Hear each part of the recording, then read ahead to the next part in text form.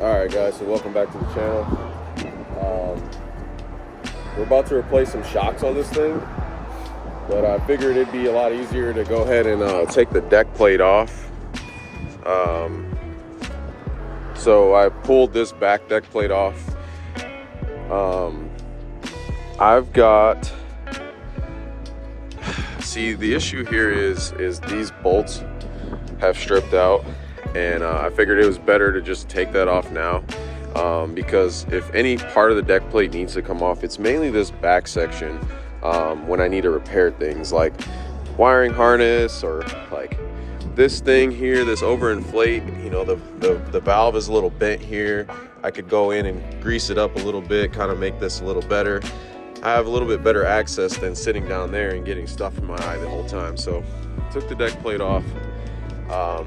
We're gonna go ahead and knock these shocks off. Hopefully they're not too much of a pain, and then we'll go from there. But that's what we're working on today, guys.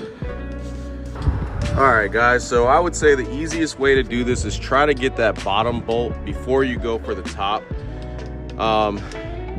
So the way I got the shock to not spin, I just found something in the garage, which I had this belt from the Hyundai, and I just wrapped it around, which I'll show you guys how I did it on this other one, but I kind of just wrapped it around and I just pulled tight, and that was enough to like hold it on the shock there. But I got some WD-40 working in this one. The top one already came loose, but what I'm gonna do is tighten it back down so I can get that bottom one loose first. I barely put any pressure on this deal, and this shock came right down. I feel like this thing has probably been pretty beat for a while. I knew the ride quality was pretty bad. It was getting worse to where I just felt like the shocks weren't absorbing anymore. All right, so we got the bottom bushing and washer out. This should just pop right out. Yep, there we go. All right guys, we got the two rear shocks in.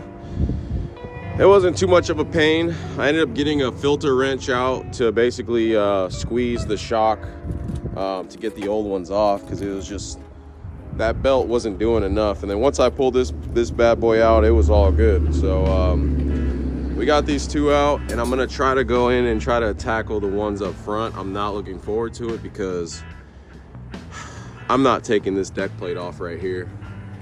I'm not gonna really be able to. I'm gonna give it a shot. I'm just gonna try, because those bolts might be stripped and I just don't want to mess with it.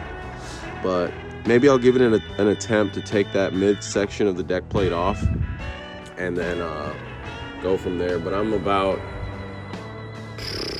90% sure it's not gonna work. But shit, if it works, that'd be great. So let's try that. All right guys, I'm over here doing surgery on the deck plate. So far I've gotten two bolts out. These two were not really any headache. This one here, I ended up having to force a Torx bit into the Allen head. So we'll have to go to the store and get some new hardware for that guy.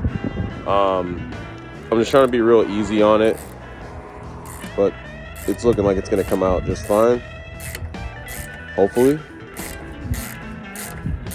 It's a little iffy. I feel like the fucking... All right, I was able to get the ones in the back out. We got bad news. This one will not come out. It just keeps spinning, so the nut zert in there is broken. So I'll have to replace that. So I'm gonna cut that head of that bolt off and try to be careful, and then we'll have access to this deck plate. So I kind of figured this would be way more of a mission. As you guys can see, the rail that is bolted in that holds the deck plate was mounted really close to that nut. And so the way I'm doing it is I'm loosening it up. There's a little bit of a gap. I'm loosening it up, and as I'm loosening it up, the shock is falling, and I loosen the bottom nut first, and it's slowly falling out, and so I'm almost got it out. I'll keep updating you guys.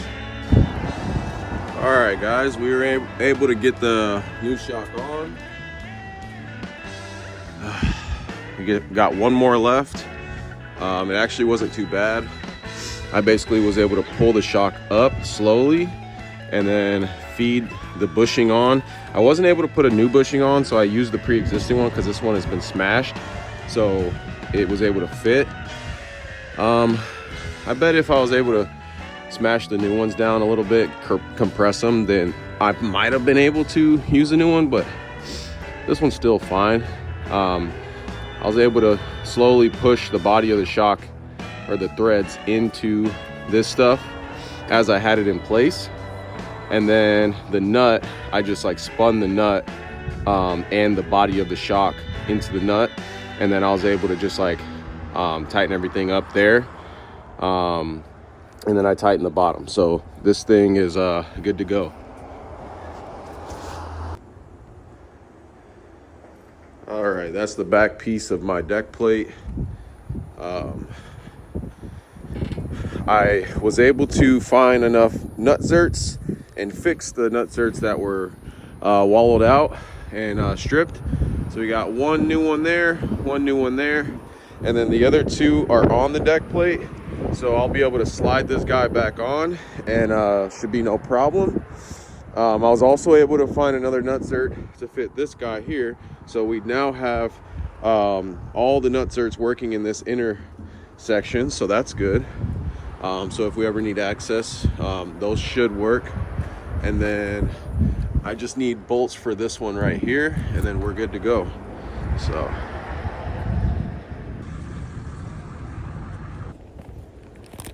all right, I spent 72 bucks in there because I saw a bunch of black chrome hardware. So I don't know, we'll see how that looks on the black deck plate. Probably be a lot better.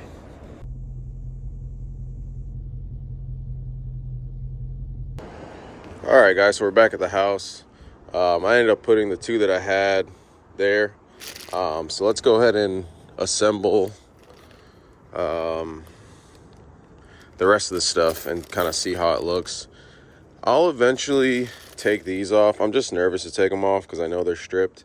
So I'll have to cut these off. It's those two and then these two.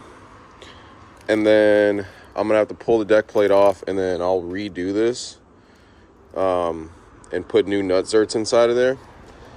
But if anybody has any ideas, I really would like to have, to be honest, I wish the end of this deck plate, like if I could put it in like a press and had it bent up to this point. I don't know, I just need something to block off that section back there, that hole. I wish I don't know. If anybody has some ideas on what I should do on that section right there, I really want to get rid of that gap.